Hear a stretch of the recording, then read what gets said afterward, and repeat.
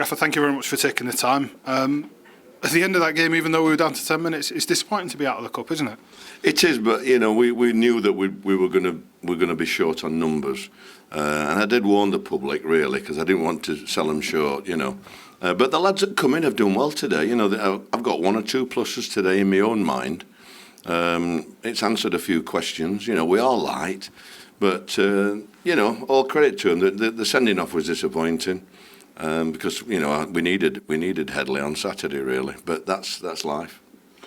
It was a good performance even after the red card in the first half. It didn't seem to make much of a difference until after the break when Middlesbrough got their head around it.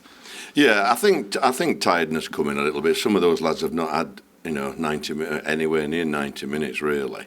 But the young lads did well. I thought Jackson did well, and Josh in midfield, Osterfield did well. So Brody did okay. And I thought Diarra was dangerous when he got it, and Kean ran his heart out, up there, and the big man scored the goal at the death. So it was really good, really.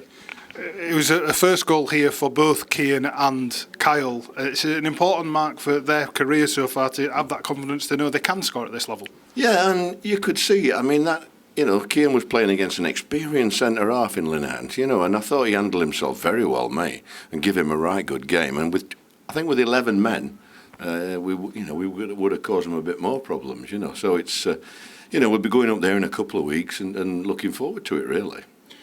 Nothing stops in this division, even though it's a cup break today. It's Leicester City on the weekend.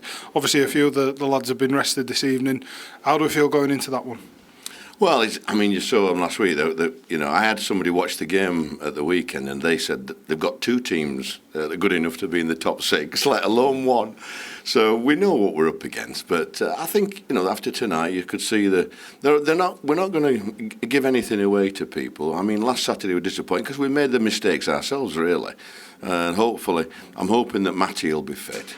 Because I thought I didn't see Plymouth scoring with Matty on the pitch, so it was disappointing that. But I'm sure that whoever turns up on Saturday, it'll be a good game, it'll be a good atmosphere, won't it? Because they've spent something like 35-40 million pounds in the Championship. I know they sold Madison for God knows how much, but 40 million pounds in the Championship is.